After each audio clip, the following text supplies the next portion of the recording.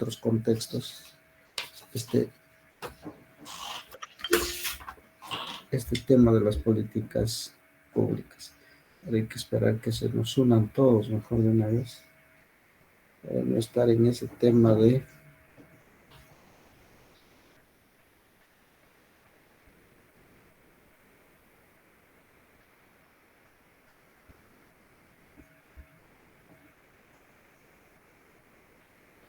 Miren, entonces, el proceso de implementación de políticas públicas. Entonces, en este proceso de implementación de políticas públicas, nos referimos principalmente a las políticas de carácter económico y de carácter social. Y dentro de esto, de carácter económico, tenemos, por ejemplo, nosotros el programa Puntos, el programa Pensión 65, que son programas sociales de transferencia económica. Mediante este sistema se transfiere un recurso económico a la población y la población tiene pues ciertas, digamos, cuestiones que cumplir para poder de una u otra forma cumplir, ¿no es cierto?, con la meta, con el indicador que la política pública requiere para beneficiar a cada uno de estos ciudadanos. Durante este proceso de desarrollo de la implementación, nosotros dentro de este marco lo que vamos a conocer es especialmente el proceso de implementación, ¿no es cierto?, lo que se necesita como modelo para utilizar o poner en marcha esta política, revisar un poco el papel que juega el sistema burocrático también en este proceso de implementación, ¿no?, y las perspectivas de mejora de implementación, por supuesto, de las políticas públicas. Entonces, dentro de este aspecto, vamos a ver principalmente, ¿no es cierto?, la implementación de las políticas públicas. Recordemos que esto tiene un origen, hemos tratado de visualizar rápidamente desde el marco de los estados. Hemos visto el estado socialdemócrata, el estado liberal, un poco el estado socialista, el estado comunista, las políticas públicas, y por supuesto estas políticas tienen un origen, ¿no?, posterior a la modernidad, y dentro de la modernidad se construye un conjunto de necesidades y lo que buscan es responder a esas necesidades. ¿Por qué no entramos a diseño? Porque en diseño vamos a dejarlo un poco para empezar a evaluar, porque esa es la parte crítica, decíamos, ¿no?, donde los sociólogos poco intervenimos. El Estado directamente te pone las políticas públicas y te dice, hoy necesito sociólogos para que entren a implementar estas políticas y empiecen a trabajarlas, ¿no? En algunos casos empiecen a evaluarlas, estas políticas, pero no nos dice directamente, oye, vengan, ayúdenme a construir, ¿no?, estas políticas públicas, o lo que queremos hacer es, ¿no?, diseñar esta política pública, y entonces nos llama a nosotros para poder de una u otra forma, ¿no es cierto?, una política basada en la realidad. Entonces hay todo un conjunto de mecanismos. El proceso es principalmente el origen de la política pública, el diseño de la política pública, la implementación de esa política y la evaluación. Estamos en esta etapa entonces, ¿no? Viendo rápidamente, porque aquí son donde se van a centrar los colegas, o donde nos centramos mayormente, ¿no? Entonces, dentro de los supuestos, ¿no es cierto?, es qué es lo que vamos a hacer principalmente en la implementación de esa política. Entonces es importante estar comunicados con la gente principalmente usuaria, a dónde vamos a dirigir esa política, ¿no? Esa comunicación, por ejemplo, con el caso de Pensión 65, con la gente adulta mayor. ¿Y desde qué edad se incluye? Como el nombre lo dice, ¿no?, desde los 65 años de edad a más, ¿no? Pero el gobierno de Castilla había previsto en algún momento poner esto desde los 60 años de edad, ¿no? Reducir, digamos, la edad para incluirse dentro de este programa Pensión 65. Con lo cual tal vez cambiaría también un poco la denominación, ya no sería tal vez pensión 65, sino pensión 60, ¿no? Y eso en todos los países de América Latina y en los países europeos, ¿cierto? De una u otra forma se aplica, ¿no? Se va desarrollando este tipo de políticas muy, muy parecidas para los adultos mayores. Se tiene en cuenta principalmente el acceso a este tipo de políticas públicas con la finalidad de que la gente mejore su condición de vida o tenga, digamos, mayor oportunidad, ¿no? Por eso es importante también que dentro de este aspecto se mire lo político. ¿Cuál es el objetivo principalmente en ese grupo a los cuales queremos atender, ¿no? Porque o los atendemos, ¿no es cierto?, desde un punto de vista exclusivo de la salud, exclusivo de la alimentación, exclusivo de la vivienda, exclusivo de eh, la vestimenta, o cómo es que atendemos a este grupo. ¿Cuál es principalmente ese objetivo que me va a llevar, digamos, a atender esta población vulnerable, esta población necesitada? Y como estamos en implementación, vamos a preguntarnos también cómo lo estamos haciendo, ¿no? Bajo qué lógica, con qué acciones, qué indicadores se está tomando en consideración, cómo se está desarrollando cada una de estas acciones, ¿no? Y si estas acciones se corresponden o no con la realidad que existe, con la realidad que hay, ¿no es cierto?, en este tipo de política, ¿no? Entonces, pero hay algunas debilidades también en la implementación de las políticas públicas, desde luego, las hay. Hay un conjunto de problemas dentro del desarrollo de las políticas públicas. Y desde luego, en estas políticas públicas se van tejiendo, digamos, algún mecanismo que debilita, ¿no?, que limita algunas cuestiones principales, ¿no es cierto?, de desarrollo, ¿no?, de estas políticas de manera acorde con lo que se quiere en un primer momento. Entonces, el déficit de implementación, primero hay una diferencia entre lo presupuestado y lo logrado. Eso siempre ocurre, a veces incluso con lo que nosotros mismos hacemos, ¿no? Tenemos un plan, ¿no es cierto? Un plan a desarrollar, pero cuando empezamos a desarrollarlo, a veces sucede que el contexto es otro o la realidad es otra y se pierde a veces el tiempo, se pierde a veces una acción determinada que hay que realizar o simplemente el propósito que se quiere lograr no se logra, cambia alguna cuestión. Entonces esto limita radicalmente lo que se quiere lograr, ¿no? Más allá de factores, dice, sobrevivientes o inesperados, también hay algunas cuestiones pues externas, como por ejemplo el contexto actual en el cual se vive, ¿no es cierto?, pone en riesgo también algún tipo de trabajo colectivo con la gente, por ejemplo, que está ahorita en estas marchas, ¿no? Y no se puede trabajar, ¿no? ¿Cuántos de los talleres, cuántas de las actividades que se ha tenido programado para estos días se han quedado también paralizados, ¿no? Entonces, y el peor déficit que hay en América Latina, pues, no es el de políticas públicas correctas, ¿no? Depende más de la capacidad de implementar políticas en general. Bueno, a veces hay políticas pues que no están orientadas directamente a la resolución de la necesidad más relevante de la gente. Imagínense, ¿no?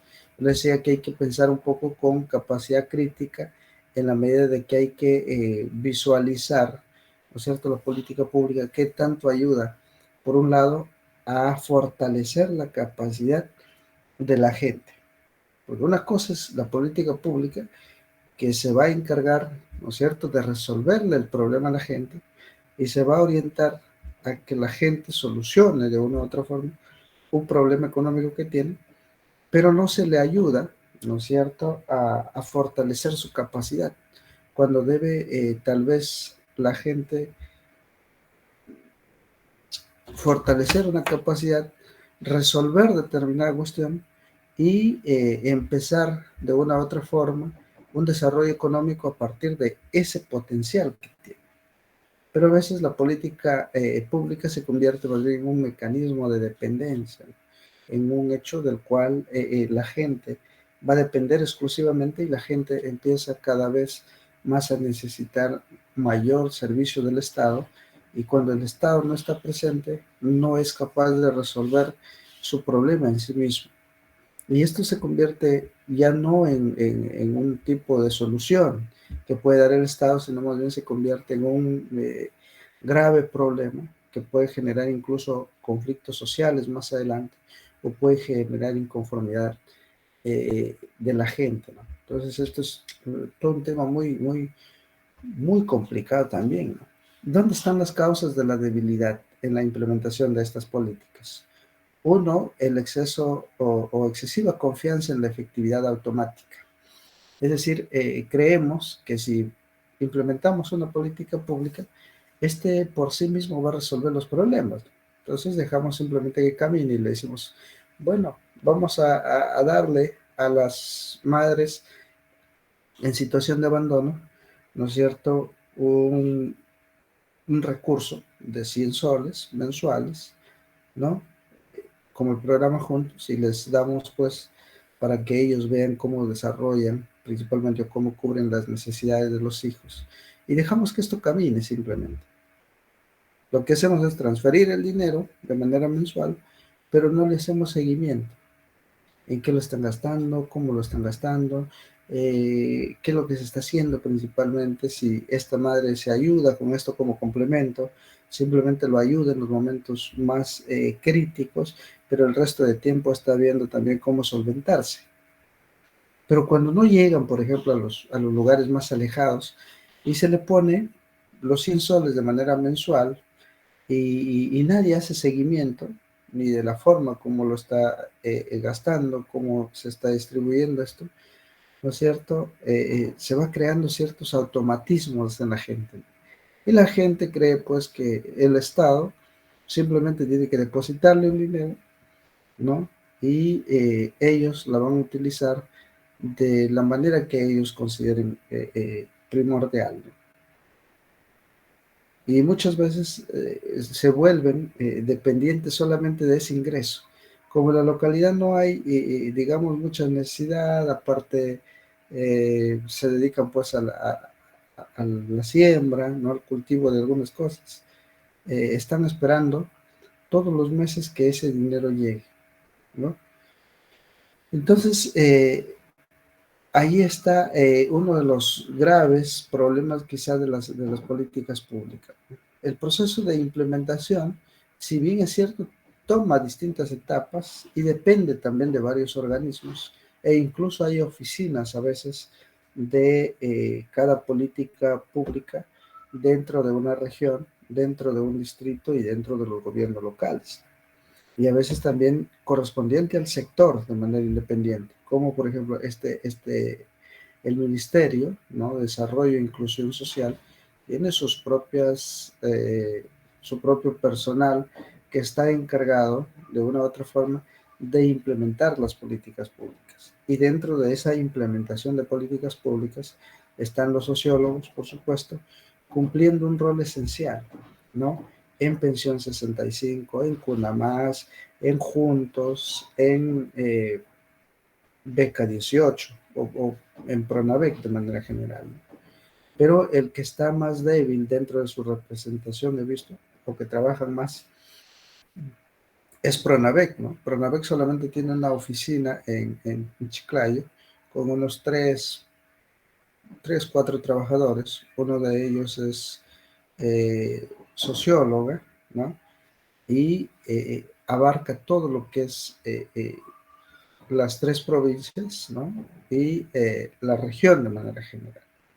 Mientras que el programa Juntos quizá es un programa que tiene a la par algunos trabajadores como sociólogos y a la vez está el gobierno local también, ¿no? que debe llevar a través de su oficina de desarrollo social el control, digamos, de la implementación de estas políticas públicas. Entonces ahí están los temas de interés, la agenda pública en el cual se enmarca todo este programa, orientado, ¿no es cierto?, a resolver un problema social concreto, eh, la agencia de gobierno, que puede ser uno del gobierno a partir del ministerio o también el gobierno local, ¿no? Y dentro de ello se ha diseñado, se debería diseñar la política en coordinación con el gobierno local y en coordinación con la autoridad local, ¿no? E incluso con la población misma para visualizar cuál es el problema más urgente, luego gestionar esa política y finalmente evaluar esa política.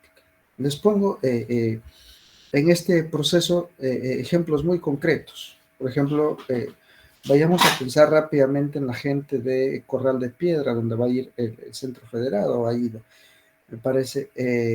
Corral de Piedra, por ejemplo, es un lugar que se encuentra en todas las fronteras de Salas con Cañaris, ¿no?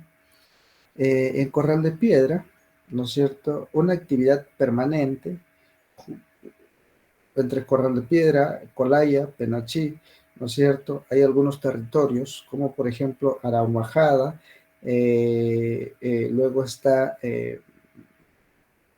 Caracha, ¿no? De Caracha, Miraflores, Yaque, eran grandes productores de granadilla, tenían granadilla en producción a gran escala, y estos lugares eran grandes productores de chirimoyas también en su momento. Las chirimoyas estaban pues prácticamente, usted lo encontraba por el suelo, botado, ¿no?, maduros las chirimoyas. Pasó un tiempo y esto ha ido desapareciendo, desapareciendo, desapareciendo, desapareciendo. Hoy usted no encuentra ni un arbolito de chirimoya, o si los encuentra, estos no cargan. Hay un problema gravísimo, que se pican cuando ya están creciendo. Igual la granadilla, desde muy pequeño, se va enrollando, parece una planta que necesita bastante agua, como ajos, le dicen ellos, ¿no? Y finalmente se pierde. Por ejemplo, si evaluáramos bien la política pública desde su diseño, podríamos enfrentar este problema, por ejemplo. Podríamos diseñar no solamente una política local, sino una política regional orientada especialmente al fortalecimiento, ¿no es cierto?, y al rescate de los cultivos propios de esa localidad, para poder fortalecer eso, fortalecer el cultivo de la chirmoya, de la granadilla, porque eso era un producto que les daba acceso al mercado, y les daba acceso al mercado, y de eso la gente vivía, porque vendía pues 300, 400, 500, 1100, digamos, porque por ciento se vendía la granadilla y la chirmoya, de granadilla y chirmoya. Otro punto elemental era la palta, ¿no? Gran producción de palta en un momento, eh, y de unas paltas muy, muy deliciosas, ¿no? Pero eso también duró un tiempo. Luego fue desapareciendo, desapareciendo, desapareciendo, y finalmente no hay.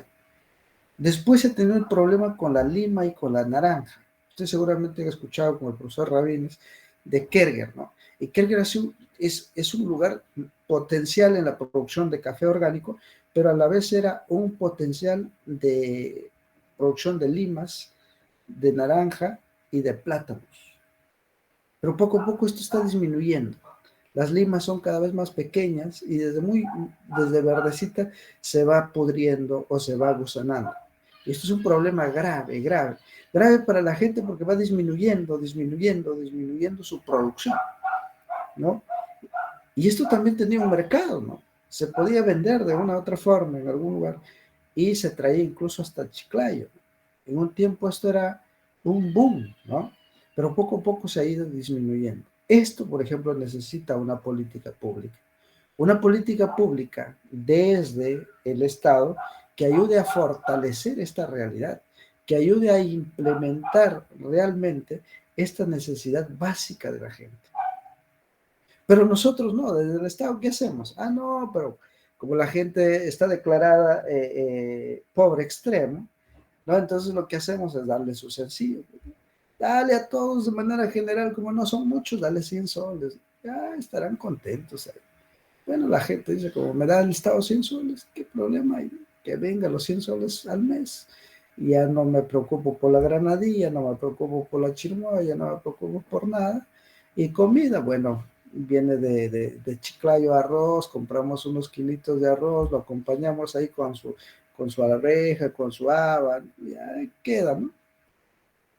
Pero la generación del futuro, ese es el asunto. ¿Cómo dejamos a esa generación del futuro si tenemos esta política que nos hace depender exclusivamente del Estado y no nos ayuda a resolver este problema y a fortalecer precisamente lo que tenemos? Al contrario, cada vez está disminuyendo más y más. Disminuye la producción de este tipo de alimentos, ¿no? Disminuye todo un conjunto de potencialidades de la gente y finalmente qué tipo de personas vamos a tener, qué tipo de sociedad también. Tendríamos que preocuparnos sobre todo también desde el punto de vista sociológico por el tipo de sociedad que vamos a tener también a futuro, ¿no? Entonces, por eso en este proceso hay que buscar sobre todo también este proceso histórico, ¿no es cierto? Como se ha hecho en algunos países de América Latina, ¿no? Cómo estas políticas públicas pueden incluso en algún momento generar protestas, ¿no? O pueden generar, pues, reacciones de parte de la gente para que se implemente más cercano a la realidad, ¿no? Entonces, ahí hay algunas etapas también, como por ejemplo declaración formal de la política, ¿no?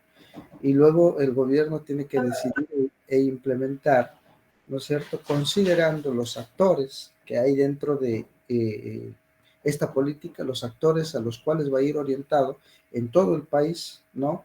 Y los hechos que se van a seguir también en todo el país para que se logren resultados concretos. Como Pensión 65 está en todo el ámbito nacional, ¿no?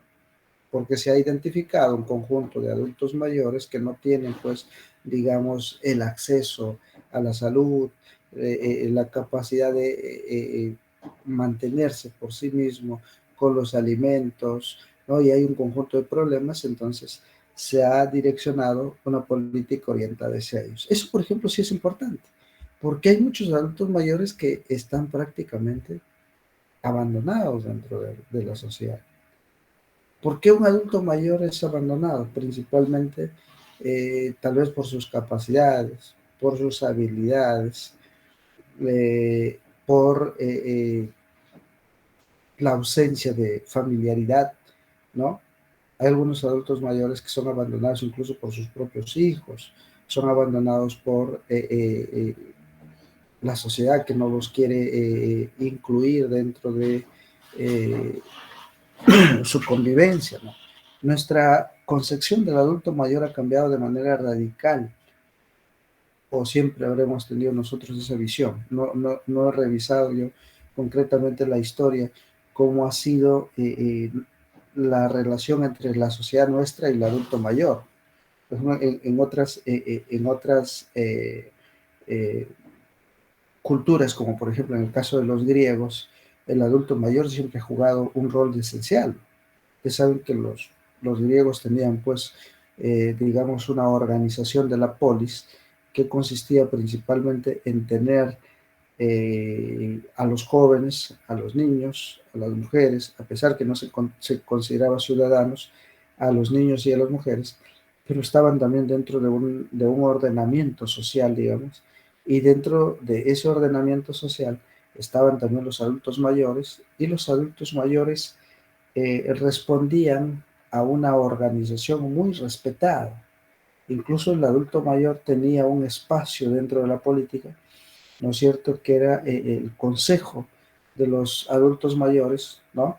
Y desde ahí más bien ellos dirigían un poco la política del Estado, digamos, ¿no? Dirigían un poco la vida del Estado con sus consejos, porque de la edad que ellos tenían una experiencia y eso la podían socializar entre ellos cuando ya estaban adultos mayores y compartirlo con los más jóvenes, ¿no? Y eso era importantísimo, ¿no? Eso era vital, vital. Entonces, tenían otra concepción de los adultos mayores, mientras que nosotros más bien vemos que el adulto mayor ya como que pasa su tiempo y lo vamos excluyendo, lo vamos sacando de nuestro entorno y ya no lo incluimos ya dentro de nuestro sistema de desarrollo, dentro de nuestro sistema de consultas, dentro de nuestro sistema de trabajo, ¿no? Imagínense, nosotros determinamos ciertas características y vamos excluyendo al adulto mayor. Consideramos que no tiene la capacidad física, la capacidad intelectual para responder a una realidad, ¿no? Entonces la política pública tiene que ver sobre todo con la decisión que el gobierno adopte durante su implementación, pero dentro de ello tiene que responder concretamente a los planes que tiene el gobierno, al plan nacional, luego el plan regional, ¿no es cierto?, con los sectores, y finalmente el plan local, hasta llegar al individuo o al usuario, ¿no? Entonces, dentro de ese plan, nosotros sí teníamos en un momento determinado un plan nacional, que lo había elaborado ese plan junto con el Acuerdo Nacional y se había orientado hasta el 2021, ¿no? Un plan nacional de tal manera que se conduzca, ¿no?, el desarrollo del país a un largo plazo. Pero actualmente estamos careciendo también de una especie de consenso entre los políticos para poder alcanzar estos planes. Ahora, por ejemplo, ¿cómo implementar un nuevo plan que se oriente, ¿no?, a largo plazo hasta los años, digamos, 2100, 2080, ¿no? O sea, extendernos en un plazo eh, muy amplio, ¿no?, que no se debilite con los gobiernos que vienen, sino por el contrario se fortalezca cada vez que estamos nosotros dentro de un desarrollo, digamos, de gobierno o de una política determinada. Entonces, esto, por ejemplo, nos hace falta. No estamos dentro de ese escenario. Uno, porque no tenemos acuerdos políticos últimamente y no hay cómo ponerse de acuerdo políticamente. Ahora mismo hay una contradicción inmensa y hay una crisis social, ¿no? Y nuestros políticos, pues difícil que se pongan a trabajar sobre un acuerdo y digan, oye, esta es la ruta que se va a seguir desde ahora, desde el 2023 hasta el 2123, por decirlo. 100 años de políticas. Cosa que así venga el de izquierda, el de derecha, el del centro, el de, el de el comunista, el socialista, el liberal, a gran escala, no se transforme esto, ¿no es cierto? Y no se limite, ¿no?, al gobierno, sino que más bien se implemente por estos tiempos, ¿no? Tal vez con pequeñas reformas, pero que vaya en el tiempo, ¿no?, que se constituya sobre todo en algo que va a beneficiar a la sociedad. Entonces, eso, por ejemplo, nosotros no lo tenemos tan clara, no tenemos tanta claridad dentro de nuestro sistema. A ver qué pasó, me parece que se fue la diapositiva. A ver, ahorita lo voy a revisar qué pasó con la proyección de la diapositiva. Hay un problemita técnico, me parece, veo que está parpadeando de manera permanente aquí la pantalla.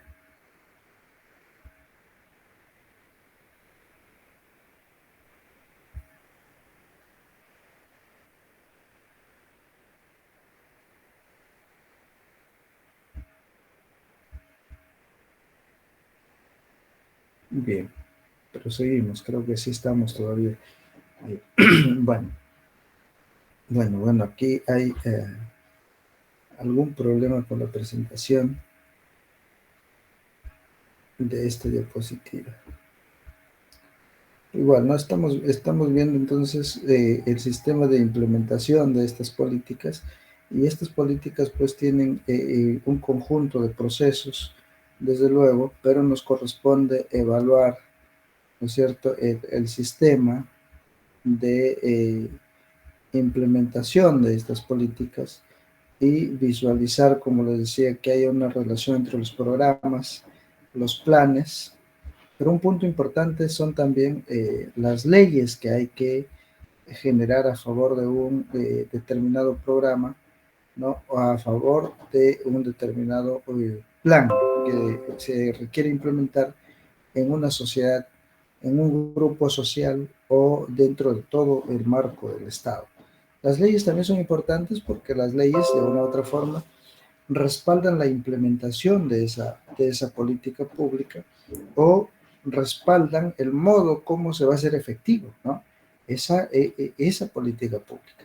Esa ley es determinante para poder llegar de una u otra forma al cumplimiento de las metas, porque en nuestra sociedad principalmente no tenemos pues una visión de cumplimiento de la legalidad, ¿no?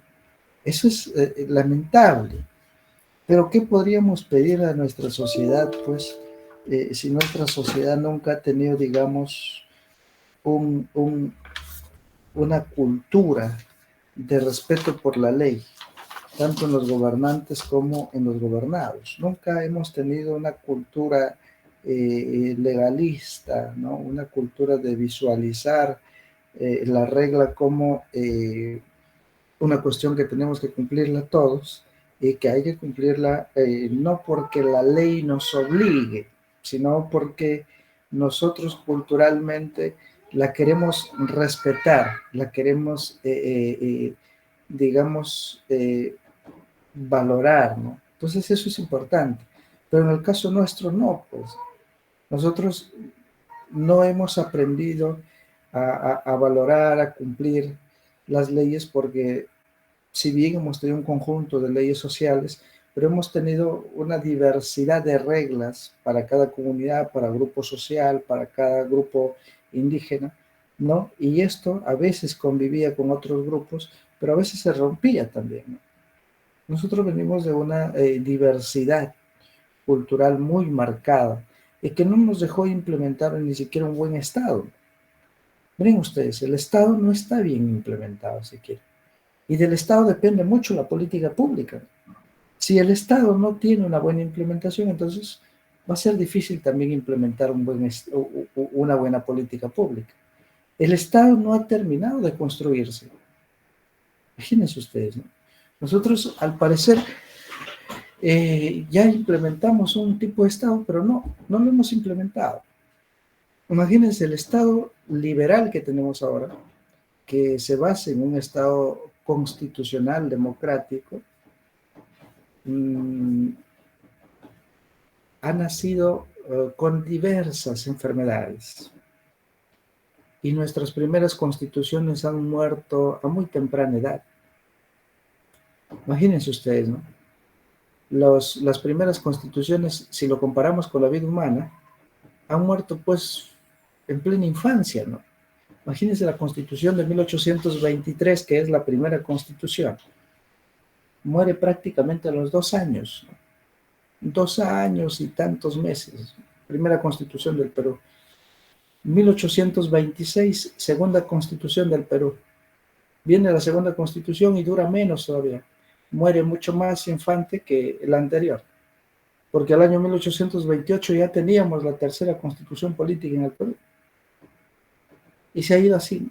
Hemos dejado pocas veces que envejezcan nuestras constituciones, excepto la del año 1860, que se extiende hasta el año 1920, más o menos con la dictadura de Leguía, y ahí muere, ¿no? 79 años, 2 meses y 5 días duró esa constitución política. Un poquito más viejita. Envejeció un poco más y bueno, la dejamos morir. Y después de esta constitución del 20, ¿no?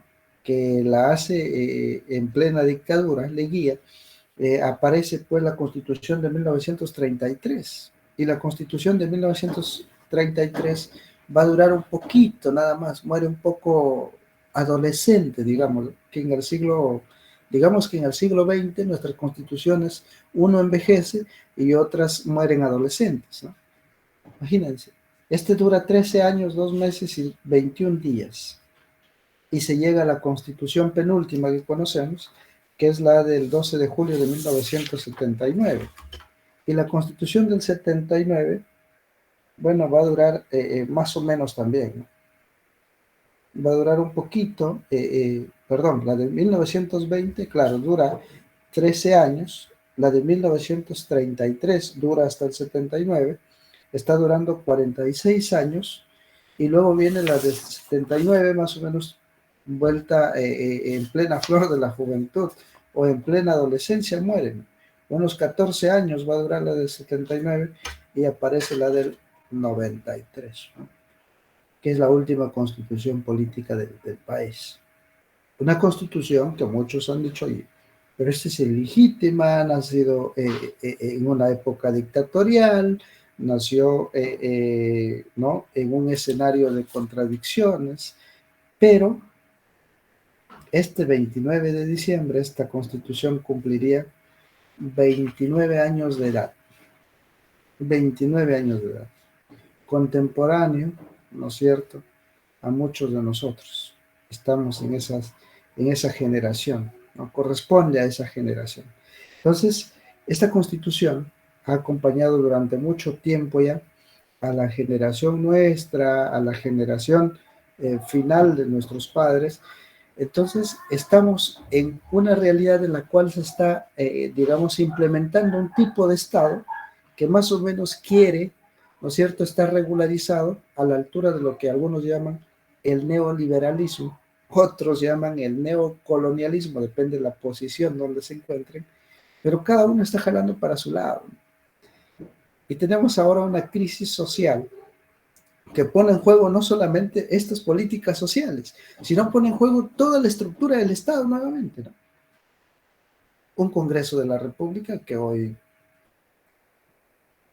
quería hacer algunas triquiñuelas en la forma como iba a resolver esta crisis y trataba pues de aprobar un proyecto de ley para que adelanten las elecciones, si bien es cierto, pero quedándose ellos también hasta el año 2024, ¿no? Entonces, esto era una forma, denme por favor un minutito.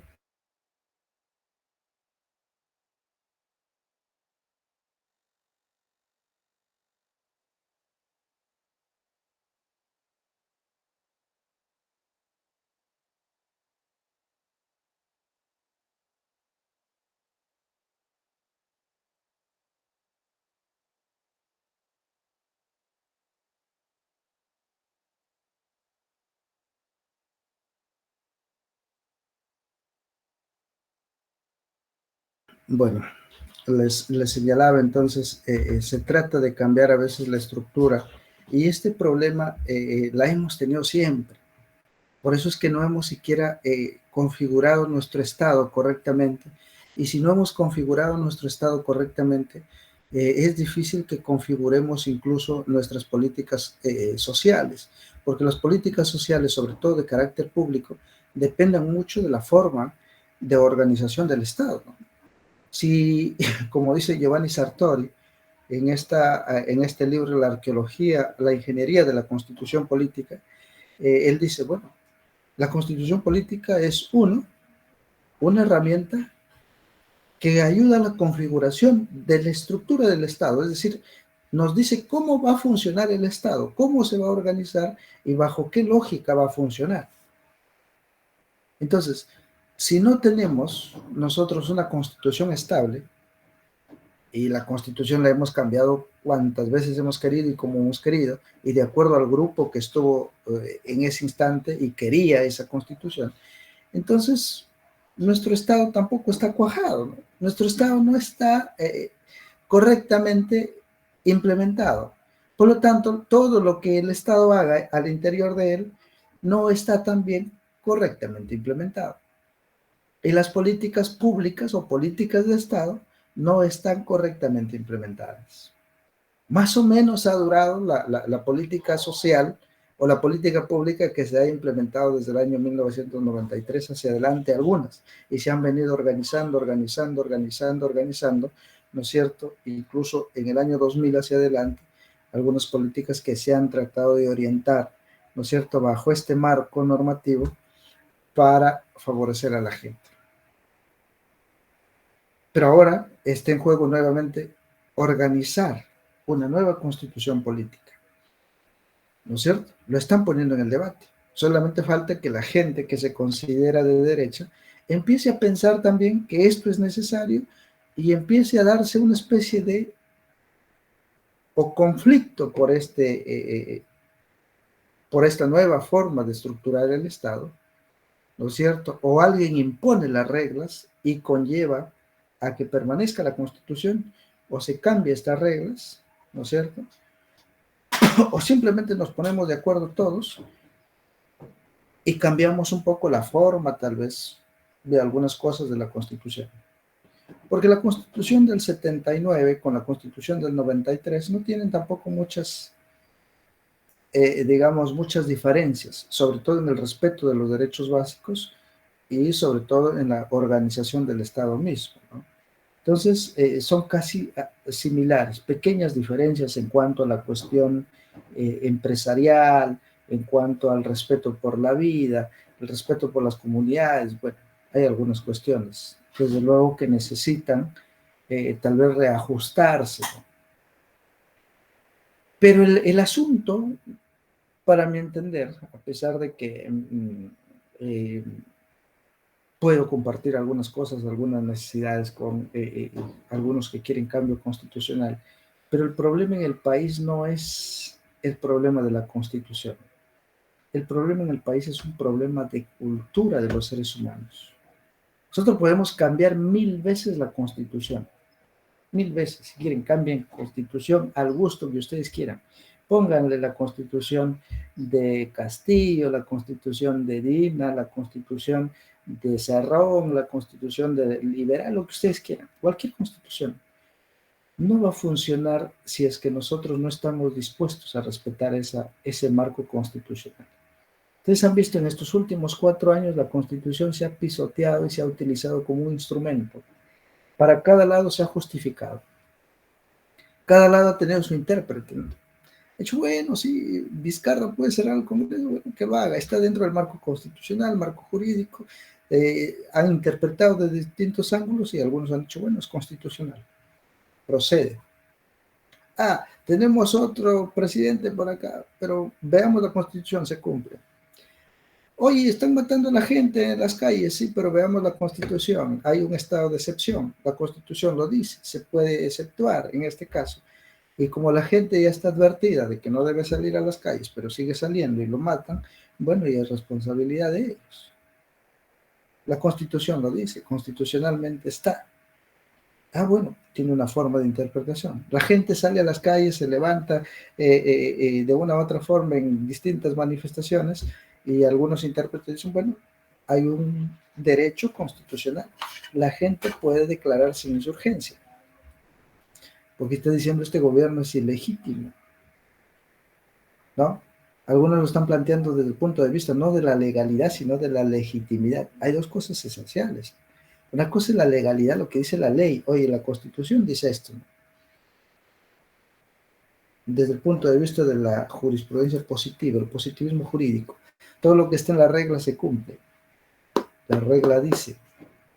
Ah, pero hay otra cuestión de interpretación de la legitimidad. El pueblo también manda.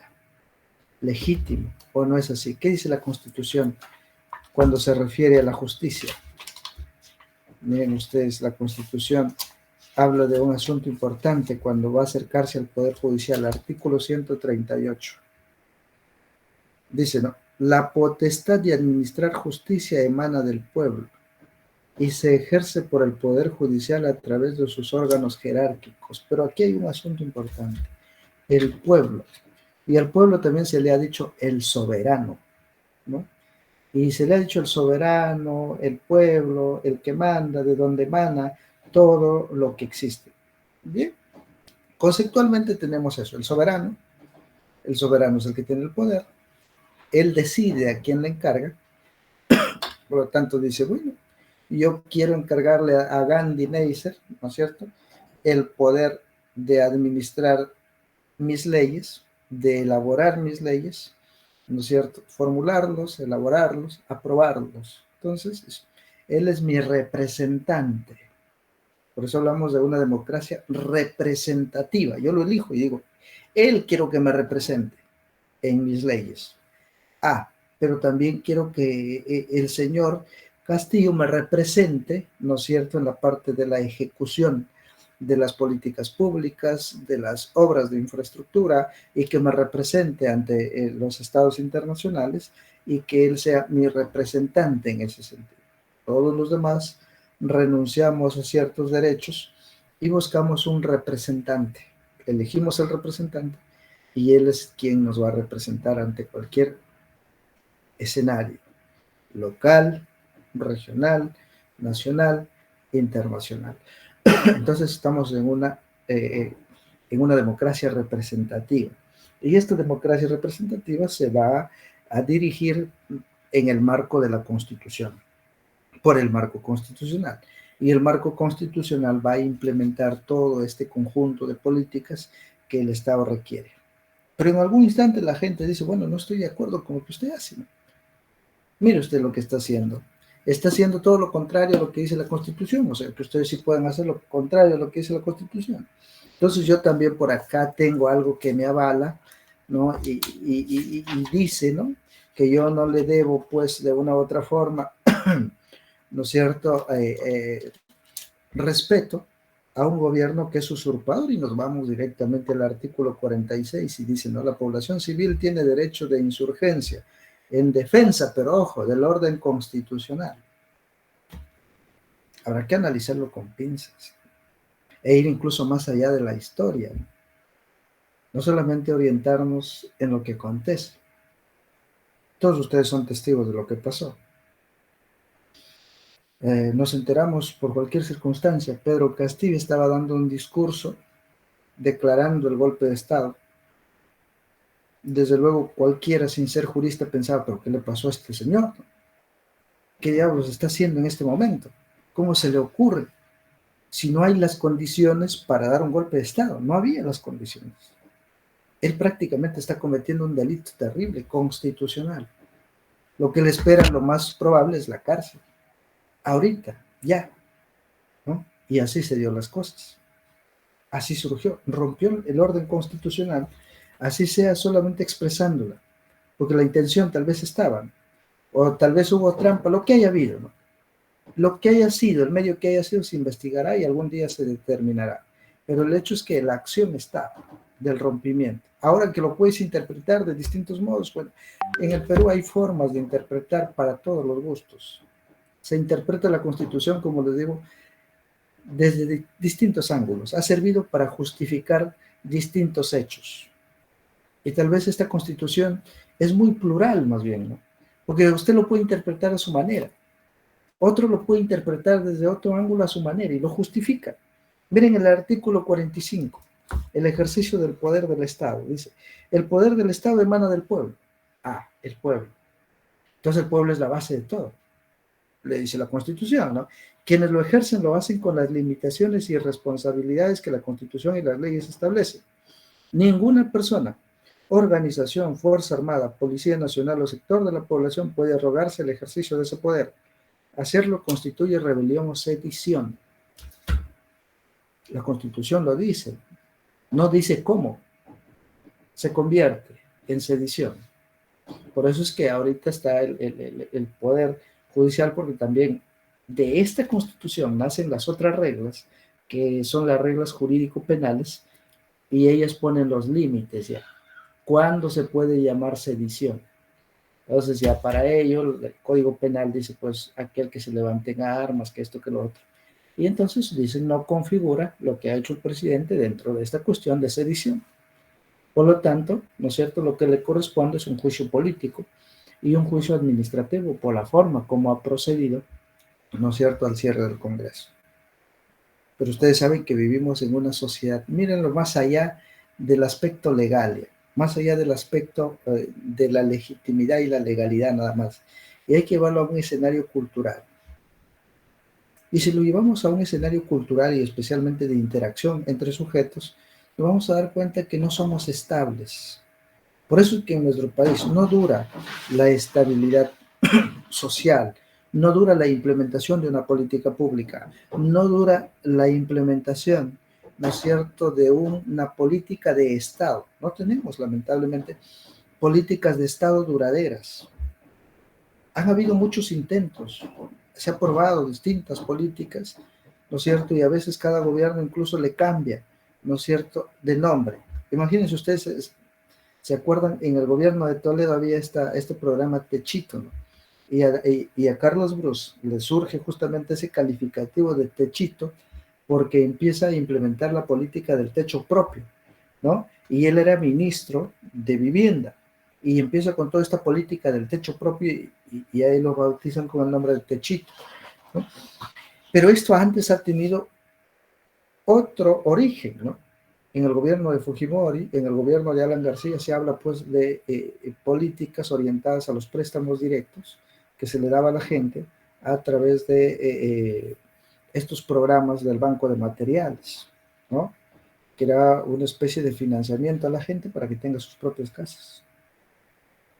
Esto no tuvo mucha duración, por ejemplo. Se acabó, luego se ha retomado, ahora el gobierno actual, a pesar de las circunstancias, ¿no es cierto? A pesar que el cabeza no está bien, está con estas cuestiones, si se cambia, no se cambia, si se van, no se van, y esto genera todo un problema. Esto es todo un problema, no es fácil, no hay que creer que esto es fácil. Cambiar de cabeza desde la presidencia implica cambiar luego en los ministerios, a los funcionarios. Después de los ministerios hay que cambiar a los viceministros, hay que cambiar a los directores, hay que cambiar a los funcionarios regionales y se mueve todo el sistema. Y finalmente tenemos que la implementación de la política pública no llega a la gente como debería llegar. Esto, por ejemplo, de techo propio, ¿no? O el programa Mi Vivienda. Ahorita hay todo un plan, por ejemplo, para los jóvenes que no tienen casa y para los jóvenes que desean comprar o están alquilando, hay todo un sistema de financiamiento que viene del Estado, ¿no es cierto? Y todo esto tiene un proceso de convocatoria, de presentación, de elección, ¿no es cierto?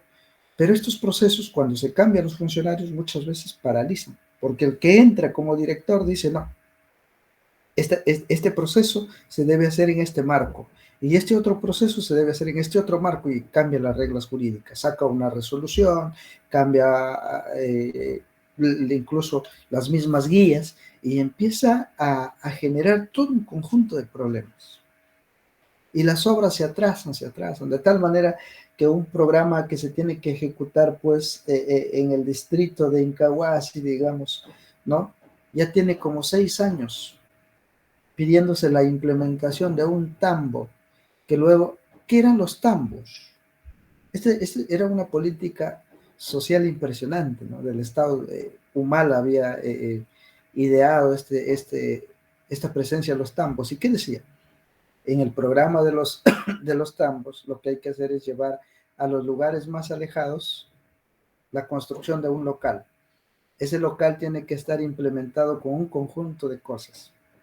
¿Y cómo así? Bueno, será un local amplio, con servicios de internet, servicios de telefonía, aparte ahí habrá alimentación, ¿no? Y habrá espacios donde la gente se pueda quedar de una u otra forma en ese lugar para que haga algún estudio, alguna visita que requiera hacer en esos lugares. Y aparecieron estos famosos tambos, ¿no? Y así se implementó, por ejemplo, en Piura, en el Alto Piura hay tambos, ¿no? Que son dirigidos por sociólogos. Hay un colega, Carlos Velázquez, me parece que está en Frías, y él está dentro de la conducción de este tambo, ¿no? Y en esos tambos encuentran pues espacios donde la gente pueda ir, así como los locales comunales, ¿no? Antes habían unos locales comunales que lo construía el municipio y usted podía alojarse ahí, ¿no? Y en este caso, los tambos también tienen todo. Tienen ahí agua, telefonía, internet, alimentación, tienen espacios para que usted pueda quedarse e incluso en algunos lugares hay auditorios grandes donde usted puede realizar algún tipo de taller, si es que usted quiere, ¿no? Como corresponde usted a una organización determinada, se pone de acuerdo con esos tambos y tiene. Entonces, en el distrito de Salas y en el distrito de Incahuasi se solicitó, ¿no es cierto?, en su momento, también la implementación de estos tambos. En el gobierno de Kosinski estaban a punto de salir estos tambos, financiados por varios millones, ¿no? Y para varios lugares de la región Lambayeque. Vino el cambio, entró Vizcarra, vino la pandemia y se olvidaron. Incluso lo cambiaron de nombre. Creo que se llama ahora Raíz, ¿no? Algo así. El programa Raíz, ¿no? Entonces, ahora ya se cambió de nombre, ya no está funcionando en ese tipo de implementación y la gente prácticamente ha olvidado, ¿no es cierto? Incluso por el cambio de denominación, ¿no? Si usted va, por ejemplo, pregunta a alguien, imagínense ustedes, nosotros campesinos, ¿no? De Incahuasi, bajamos a la costa, nos vamos a Lima, y le preguntamos, señor, vengo por el programa Tambos, ¿no? Que se va a implementar en mi zona. ¿Algún político te dice, no, ya ese programa no existe, no, ya desapareció hace mucho tiempo? Ah, ¿tú qué haces? Ah, bueno, ya desapareció, pues ya no hay nada que hacer, ¿no? Porque no estamos enterados de los cambios que existen internamente, que lo han cambiado de nombre, que ya está bajo otra lógica, que está funcionando de otra manera. Entonces, todo esto, ¿no es cierto?, repercute, principalmente por este tipo de cambios que se dan. Entonces, culturalmente, no tenemos una estabilidad, no hay estabilidad institucional, no hay estabilidad dentro de nuestras prácticas. Y uno, donde sí hay estabilidad es en nuestra contradicción. Somos tan contradictorios desde el origen mismo del Estado, incluso más allá. Yo soy no adicto, pero sí me gusta revisar un poco la historia de la población indígena y de la población incluso anterior a la indígena. Y no me sorprende este tipo de comportamientos que tenemos ahora en comparación a la historia del Perú. Todo el tiempo hemos tenido este tipo de escenarios contradictorios, complejos, de oposición entre el Ejecutivo y otro grupo. Y todo el tiempo hemos estado en este escenario de contradicciones. Nunca hemos estado en un escenario estable.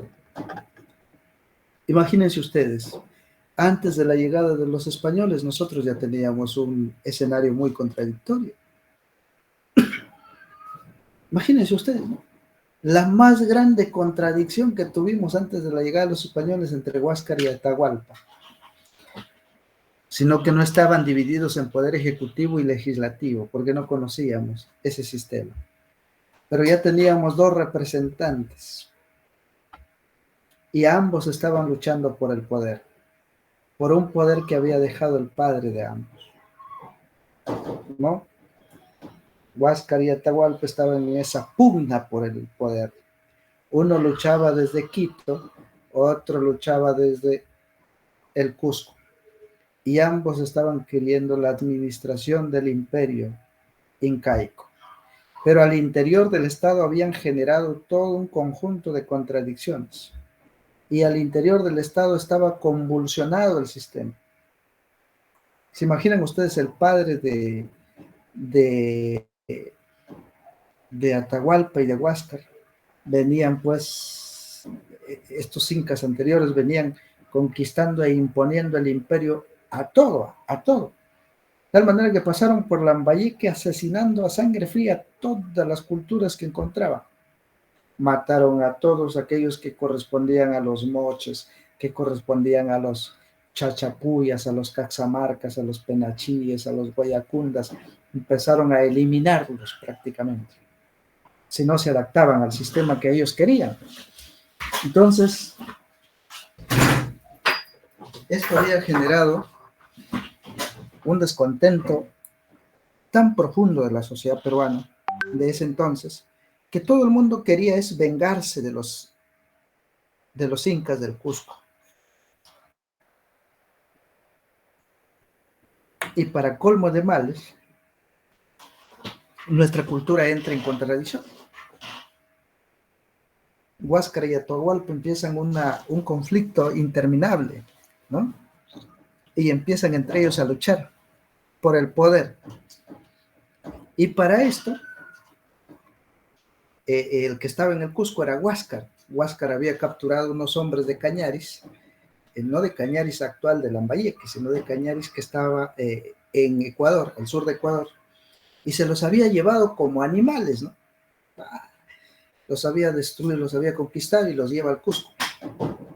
Y tenía ahí en el Cusco a los cañaris. Y estos cañaris, según cuentan los cronistas, estaban pues muy enojados, ¿no? Enojadísimos con la gente del Cusco. Y lo que hacen es filtrarse, uno de los cañaris se escapa y va corriendo hasta Quito, ¿no? Y le dice a Atahualpa, le dice, oye, mire, hay una cuestión elemental. Aquí está planificando tu hermano Huáscar, del Cusco, está planificando matarte. Ya está todo, ya está definido. A ti lo que van a hacer es matarte en estos días, porque él quiere tener la administración, la autonomía de todos estos territorios. Ya está definido, ya no hay nada que hacer. Y lo que más bien de aquí va a poner la orden para que te apresen y te maten. Entonces, Atahualpa se alerta, ¿no? Empieza a organizar su gente, organiza todo el ejército y ya va en búsqueda de su hermano. Y empieza todas unas guerras civiles entre ellos. Uno apresa al otro primero, después el otro, y estaba en esa contradicción. Y en esa contradicción vienen los españoles, ¿no? Vienen los españoles, llegan por el lado de Tumbes, Piura, y ahí habían muchos indígenas que estaban inconformes con la gente del Cusco. Y bueno, como ya habían llevado antes a Fernandillo, a Filipillo, ¿no? Ya tenían en España aprendiendo un poco el español y estaban también aprendiendo el idioma, la interpretación del idioma incaico y del idioma de estas culturas, porque en el Perú hemos tenido distintas culturas. No crean que todos hablábamos quechua como el imperio incaico, sino que se hablaba distintas terminologías dependiendo de los escenarios donde se encontraban. Entonces, de tal modo que vienen los españoles y con Filipillo y Fernandillo les ofrecen un sinnúmero de cosas a los incas, a los indígenas de estas culturas, piuranas, lambayecanas, ¿no? De la libertad, y todo el mundo empieza a sumarse. Dijo, oye, ¿no?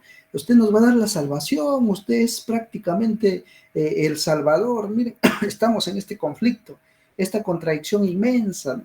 Huáscar, Atahualpa, y encima nos imponen a sangre fría, cómo han matado a nuestros indígenas, oh, qué dolor terrible para nosotros. Y vienen los españoles y dicen, bueno, nosotros vamos a salvarlos a ustedes, sí, somos sus salvadores, lo que queremos es que se unan a nosotros y vayamos por ese tal Huáscar, y vayamos por ese tal Atahualpa. Ah, pero ahorita está en el poder este Atahualpa, ¿no? Y se encuentra por estos lugares de Cajamarca. Muy bien, dijeron, necesitamos que ustedes se sumen a nosotros. Y se fueron sumando un conjunto de indígenas a los españoles, ¿no? Por eso hay un libro interesante que se llama La conquista del Perú por los peruanos, ¿no? Finalmente, quienes respaldaron a los españoles, quienes mataron a los indios del Perú fueron los indios del Perú. Quienes mataron a los indígenas del Perú fueron los indígenas del Perú. Y así nos terminamos en conflictos entre nosotros mismos y dimos pase a la colonia. Bueno, un tiempo supuestamente pacificado, los españoles estaban felices de tener todos estos territorios, pero pronto entraron en contradicciones. Se desató una guerra civil impresionante entre los pizarristas y los almagristas. Almagro, Pizarro, muertes diarias, se mataban allá, acá, utilizaban indígenas, mataban, mandaban a que se maten entre ellos, pero la guerra, la historia los escribe como la guerra de los almagristas contra los pizarristas contra los almagristas en varias etapas, pero de por medio había muertes de muchísimos indígenas. Ellos eran, como se dice, la carne de cañón. Vayan para allá, ustedes luchen. Ustedes son seguidores de Pizarro, vayan pues, háganse matar. Ustedes son seguidores de Almagro, sí, vayan, peleen ahí en los campos, y agárrense, mátense entre ustedes, ¿no? Como siempre lo saben hacer. Entonces, esto nos ha ido, se ha ido formándose dentro de nuestro pensamiento colectivo, ¿no? Y hemos ido formando una idea de que la contradicción debe empezar con el salvajismo, con la lucha entre nosotros mismos, con la muerte de nosotros mismos. Y esto se repite hasta ahora, ¿no?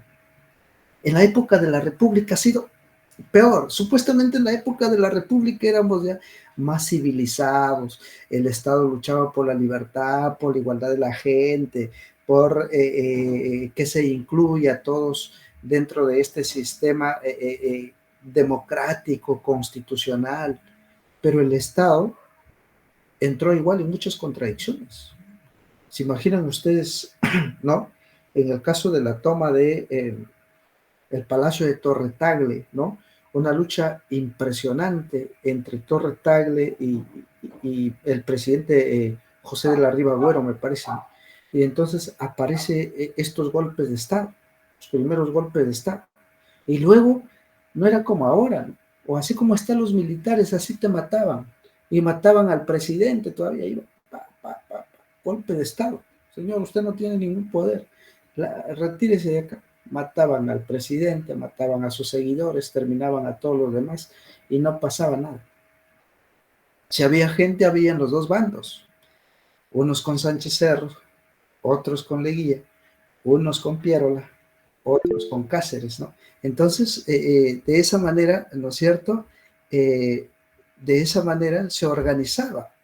Y el Estado estaba organizado así, tan inestable, que no podía aterrizar ningún tipo de sistema en favor de la población.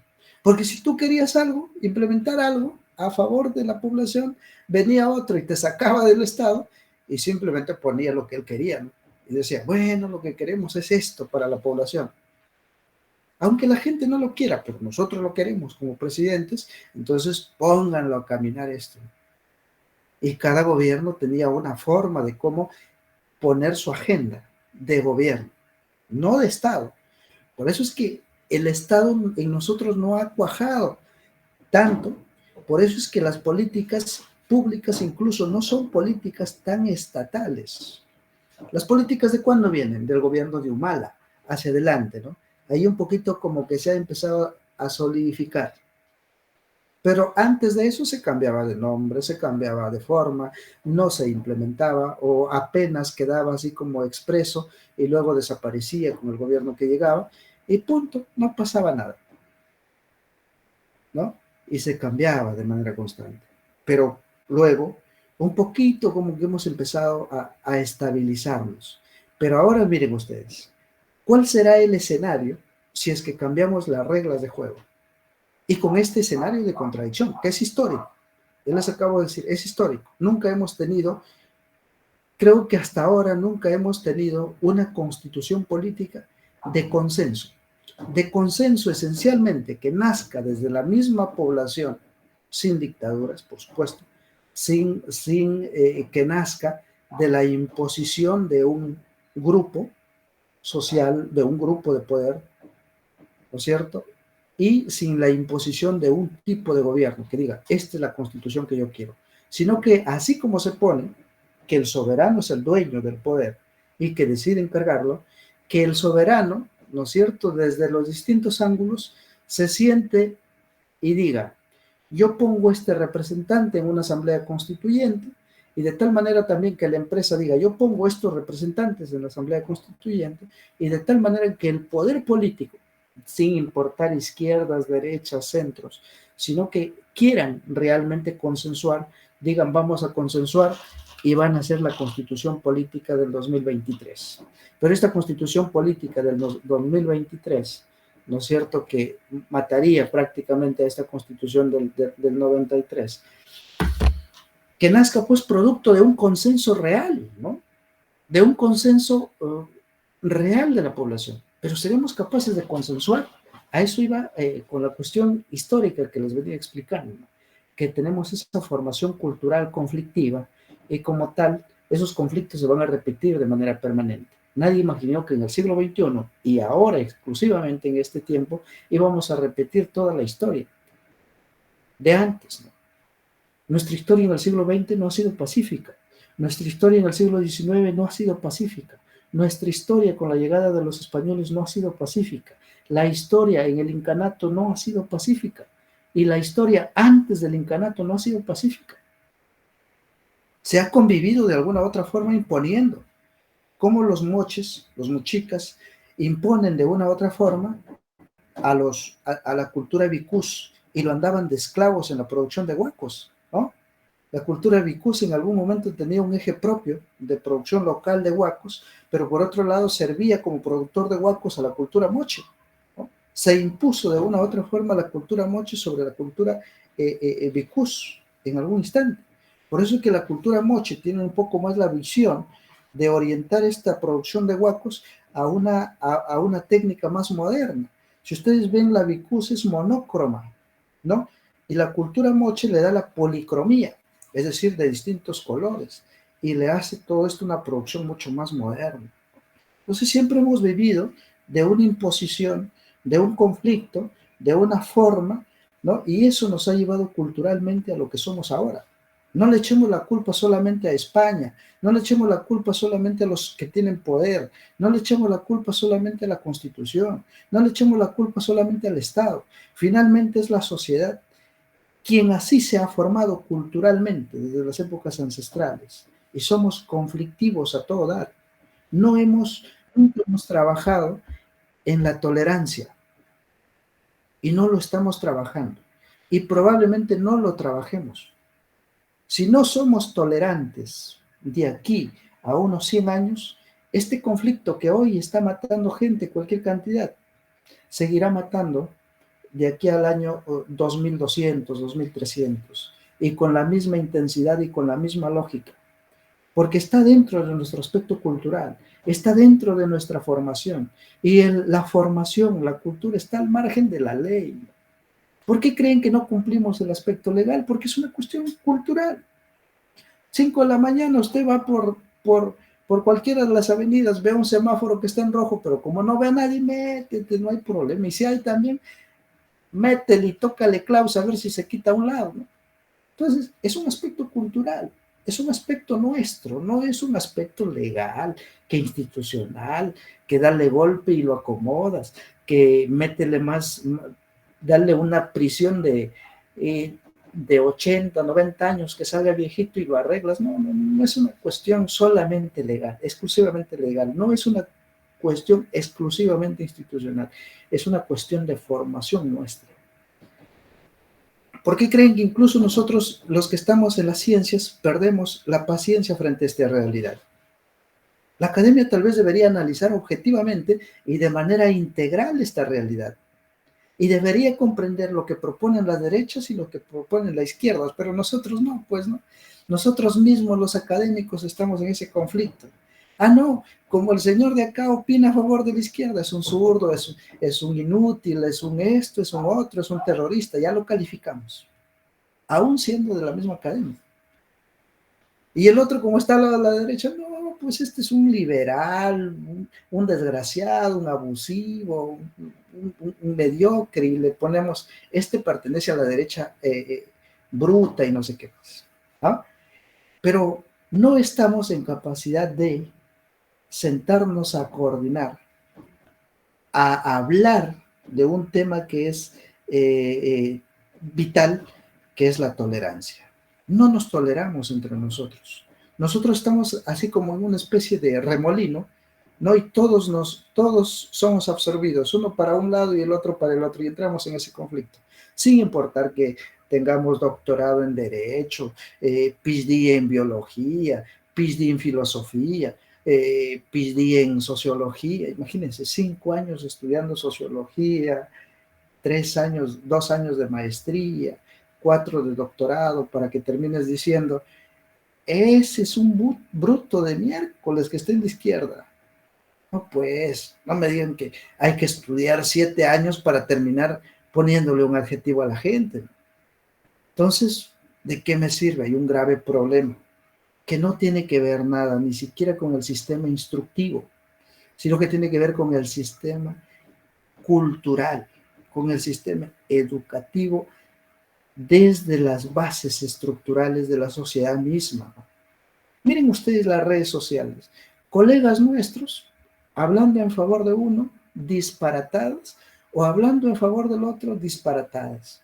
Colegas que supuestamente pertenecen a la derecha, oye, metan el ejército, maten a esa gente, pónganle acá, que allá, que en Estados Unidos no se ve eso, que en Alemania tampoco, unos conocedores impresionantes de la realidad. O el otro que está aquí, oye, que hay que cambiar la constitución, hay que incendiar el de acá, hay que incendiar lo de allá, que hay que quemar esto. No puedes, un ratito. Se supone que nosotros estamos en un escenario donde nosotros tenemos que contribuir, más bien desde nuestro ángulo, ¿no?, a la forma integral de la comprensión de esto que está sucediendo ahora. Y la sociología, entonces, ¿por qué hemos estudiado a Niklas Luhmann que nos dice, oye, la sociología va a entender la sociedad de manera integral, lo negativo y lo positivo, lo bueno y lo malo, ¿no? Y lo va a estudiar en su conjunto.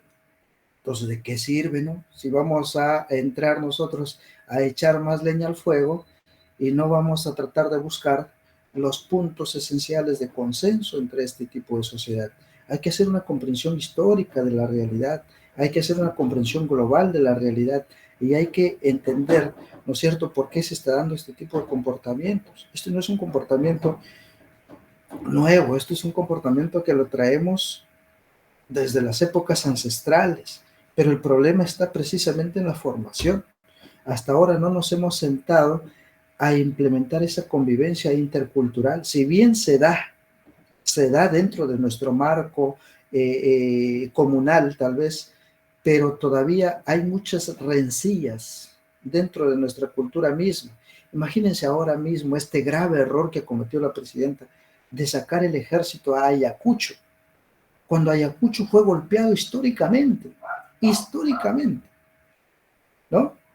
En esos 20 años de conflicto, de terrorismo, Ayacucho era tomado como una especie de piñata, donde el ejército lo agarraba y lo zarandeaba, donde el terrorismo lo agarraba y lo zarandeaba. Estaba prácticamente Ayacucho allá al centro, de tal manera que venían los terroristas y ¡pah!, mataban cientos de sus gentes. Y como por ahí no había orden, aparecía el ejército y decía, ah, ustedes están con el terrorismo, ¿no? Entonces ahora mismo, ¡pah!, y los mataba. Y la gente de Ayacucho estaba al centro de ese fuego cruzado entre el terror y el ejército.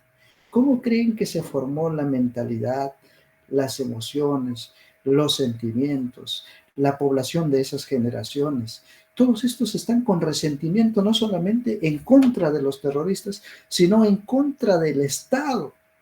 Y ahora un Estado que te saque el ejército en contra de esa gente y encima te califica de terrorista que tú has combatido en algún momento, no puedes, no puedes. Entonces, ¿en qué escenario estamos, no? Un error terrible, ¿no? Pero esta presidenta, más temprano que tarde, lo vamos a ver, pues, seguramente trae las rejas y por muchos años, ¿no? Lo están mal asesorando, lamentablemente. Hay gente, como les digo, muy ilustrada, entre comillas, que se ha formado en los mejores países del mundo, en derecho, en ciencia política, en otras áreas, pero vean ustedes en Twitter, que si está bien, presidenta, ponga el ejército, con sangre hay que recuperar las calles, ¿qué es eso? Está bien el poder legítimo del Estado y empiezan ahora a poner las palabras de Weber, ¿no?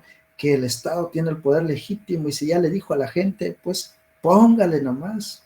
Pero ustedes saben que ahora hay una Corte Interamericana de Derechos Humanos, hay todo un proceso. Ya acaba de ser denunciada la presidenta de la República con varios por el delito de lesa humanidad.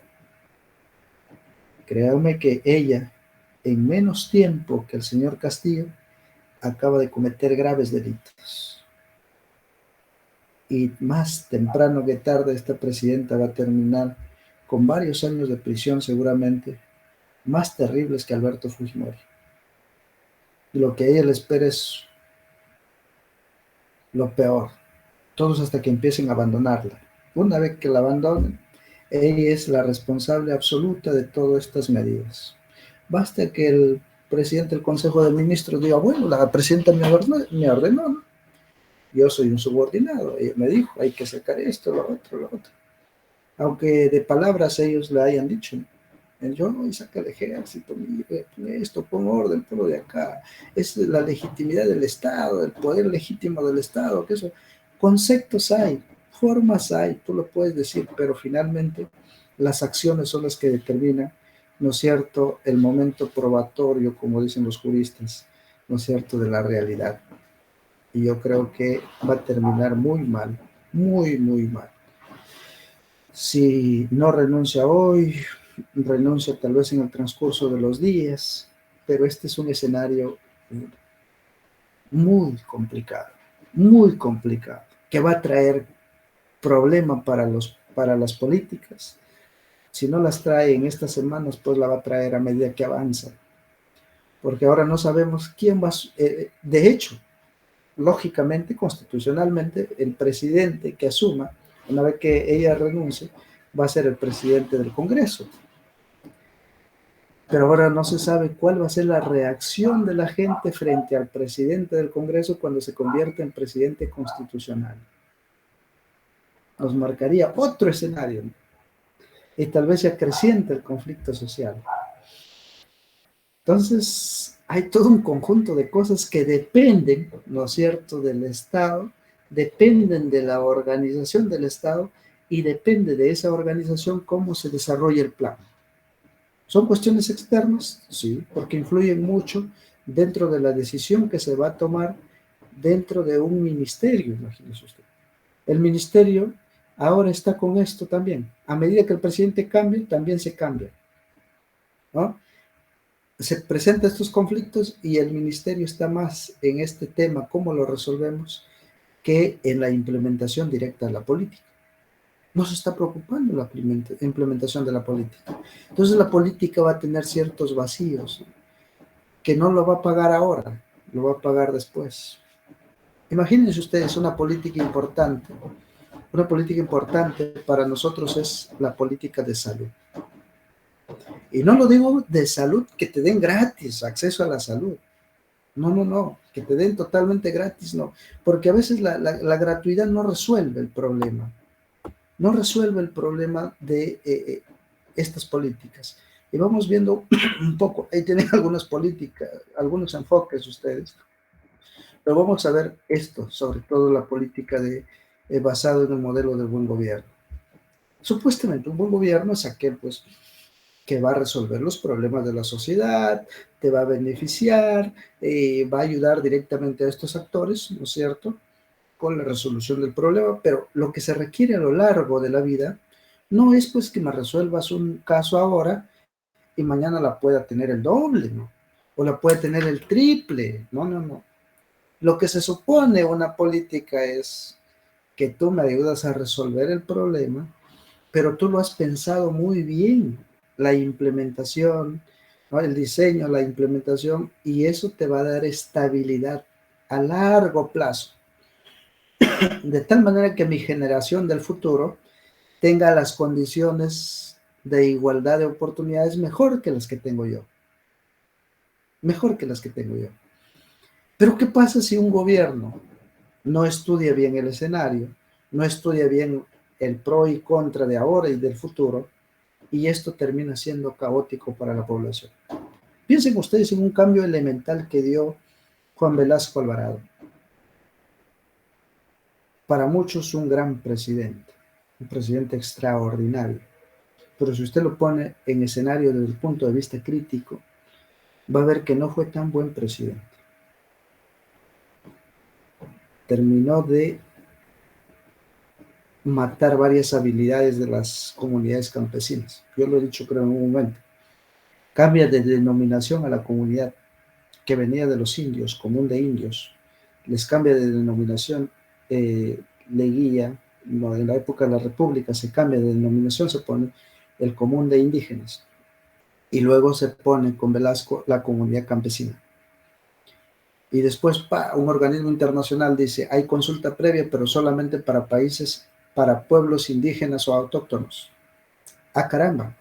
Y la comunidad campesina San Mateo de Penachí, y la comunidad campesina San Pablo de Incahuasi, y la comunidad San Juan Bautista de Cañaris, ¿dónde quedan? Son campesinas. ya no entran dentro del marco normativo que dice autóctonos o indígenas. Por lo tanto, ustedes no tienen derecho a la consulta previa. Chao, chao, porque ustedes no son comunidades indígenas. ¿Qué dijo Cañaris? No, señor. Yo aquí tengo una resolución.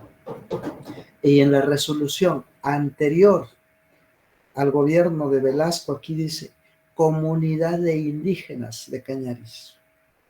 Por lo tanto, yo correspondo a la comunidad de indígenas y deben, antes de implementar cualquier tipo, ¿no es cierto?, de exploración, explotación minera, consultarme, porque yo sí entro dentro del convenio 169. Soy comunidad indígena. Y se levantó también la comunidad campesina San Mateo de Penachí, la comunidad San Pablo de Incahuasi, y dijeron, oye, sí, claro, nosotros tenemos una resolución aquí anterior al gobierno de Velasco y nosotros, ahí dice, común de indígenas, ¿no? Y así salían las resoluciones. Pero Juan Velasco Alvarado les hizo mucho daño. Imagínense que no hubieran ellos sacado ese reconocimiento con la Constitución de 1933, no hubieran sacado ese reconocimiento como común de indígenas y se hubiesen descuidado, no hubiesen sido reconocidos como tal, no tuvieran derecho a la consulta previa, porque no hubiera un documento histórico que los ampare y los reconozca como común de indígenas, fueran comunidad campesina simplemente, ¿no? Y se considera que la comunidad campesina surge después, por lo tanto no surge dentro de una población indígena o autóctona, cuando estos pueblos son incluso mucho más antiguos, a veces que el imperio incaico, ¿no? Imagínense ustedes los guayacundas de Piura, los ayavacas, los guarmacas, los huancapampas, o los chachapuyas, los pacamuros de Jaén, los penachíes de Lambayeque. Son pueblos indígenas muy, muy antiguos, de origen ancestral, y que han precedido a los imperios y a los estados. Entonces, el modelo de buen gobierno debe basarse precisamente en esas realidades, en esos documentos reales de acceso directamente a esa realidad. Pero muchas veces se desconoce incluso el campo histórico, el campo social, ¿no? Y eso aleja a ese buen gobierno de la realidad misma, de la realidad en la cual se debe implementar una política pública, en la cual se debe trabajar directamente, en ese bienestar de la gente. Es un problema, como les digo yo, es un problema de carácter eminentemente cultural, eminentemente histórico, incluso en muchos casos, y que repercute ahora en nuestras mentes y repercute ahora en nuestras acciones. No es nuevo. Cada una de estas cosas no es novedosa. Incluso la política social de salud. Aquí voy terminando, voy cerrando algunas cosas. La política social de salud, imagínense ustedes. Nuestro gran fundador de la sociología, Augusto Comte, era un convencido de que el tiempo es lineal. En este famoso libro donde hace la periodificación de nuestra carrera y de nuestra sociedad, él dice que hemos entrado de la etapa teológica a la etapa metafísica y de la etapa metafísica a la etapa positiva. Y él considera que la etapa positiva o etapa de la ciencia es la salvación de la humanidad. Correcto. Y dice que hemos pasado de pensar un poco de manera salvaje a pensar un poco de manera civilizada, basado en la ciencia y en la realidad. Pero él creía que el tiempo era lineal, es decir, si pasábamos de la etapa de pensar teológicamente a la etapa metafísica, se quedaba atrás esa etapa teológica y dejábamos ya de pensar en ello. Y pasábamos de la etapa metafísica a la etapa positiva, entonces venía ya el desarrollo total de la humanidad. Y venía un cambio tecnológico, industrial, científico, que iba a ser la salvación de la sociedad. Terrible. Un planteamiento que le dio en su contexto Augusto Comte y que tal vez para su momento no pudo visualizar más allá. pero fue una visión muy corta, este tipo de visiones, ¿no? Se equivocó Augusto Comte, porque el tiempo no es lineal, el tiempo no es lineal, el tiempo es interseccional, el tiempo se intersecta de manera permanente, pasado, presente y futuro. De tal manera que todas las cosas que haces en el pasado te pasan factura en el presente y en el futuro y pueden hasta arruinar tu futuro. Y lo explico rápidamente en la política de este modelo de buen gobierno. El modelo de buen gobierno de Vizcarra, que enfrentó la pandemia, debería haber hecho una implementación de los puestos de salud y los centros de salud de inmediato. De inmediato, a pesar de todo, hubiese establecido una política pública orientada, ¿no es cierto?, al desarrollo e implementación de los lugares más alejados y también de los más cercanos a la parte urbana. Y ahorita estuviéramos con hospitales implementados, con puestos de salud implementados y con un avance tecnológico impresionante. Pero ¿qué pasó con nuestro gobierno? Dijo, no, bueno, la pandemia es un fenómeno pues que está viniendo desde el ámbito mundial hasta acá y requiere atención inmediata. Y a veces lo inmediato, la decisión veloz que se tome en algún instante, puede traer consecuencias muy nefastas para el futuro. Hay que tener mucho cuidado. Imagínense, dijo, no, ¿qué hay que hacer? Bueno, consigan por ahí fierros, carpas, unas cuantas camillas y lancen un tipo de hospital al estilo de esos hospitales rodantes y atiendan allá a la gente.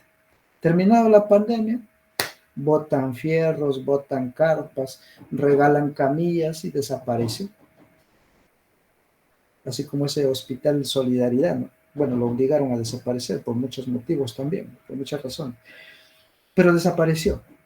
Pero a partir de ahí no nos hemos preocupado si la posta médica de La Ramada en Salas, o de Kerguer en Salas, o de Incahuasi, de Uyurpampa, o de Porcuya, ¿no? de Limón, de Porcuya,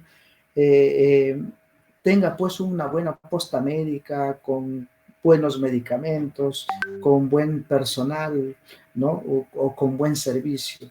O aquí nomás el Hospital Belén, el Hospital Regional estén más implementados. Política de buen gobierno. No, pasó la pandemia, ya no pasa nada, ya se acabó, se terminó el problema. Unos nos enriquecimos muy bien, otros murieron, lo sentimos mucho, se acabó. Ah, agárrate, pues, espérate que si, como dicen los matemáticos, si este es un intervalo, ¿no es cierto? Y este es un intervalo de inicio de múltiples pandemias, cuéntame de aquí a unos 20 años, cuando te agarre pandemia tras pandemia, ¿no? Y cuando tengas nuevamente que llenar hospitales, necesitar camas UCI, necesitar todo este conjunto de cosas, me cuentas cómo tomaste la decisión en ese presente de la pandemia. ¿Implementaste políticas públicas para salud? No. Como creíste que el tiempo es lineal y todo lo que pasa pasó y no se repetirá, entonces déjalo ahí como está. Pero vas a ver que a futuro, cuando venga una gran pandemia, y no tengamos nuevamente las condiciones, vamos a decir, ¿por qué nos sucede esto? Y tal vez empecemos a echarle la culpa a Dios, a la naturaleza y un montón de cosas, pero la decisión es personal y es de gobierno. Todo lo que hagas en el pasado repercute en el presente y puede arruinar tu futuro. Eso es interseccional. Los tiempos están intersectados a nivel individual, a nivel familiar, a nivel colectivo, a nivel estatal.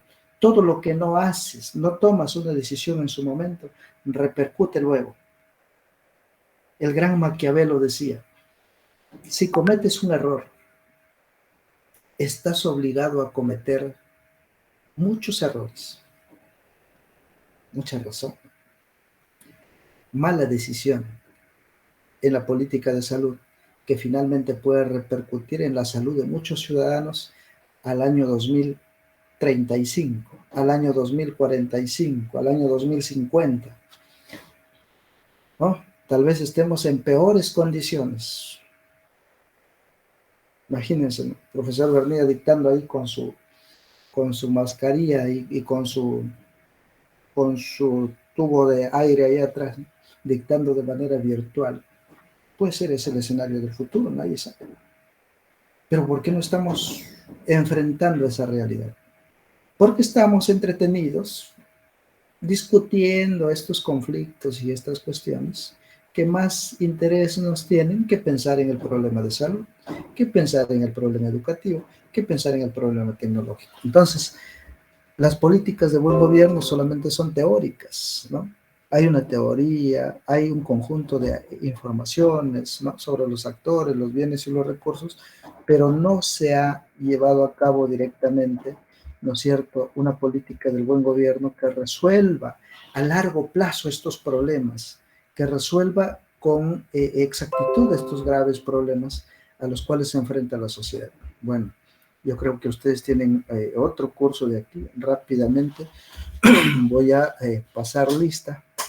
Ahí voy a quedarme por hoy día, ¿no? Espero que haya sido útil por lo menos discutir un poco el escenario combinándolo con esta cuestión de las políticas para poder entender un poco nuestra realidad actual, ¿no?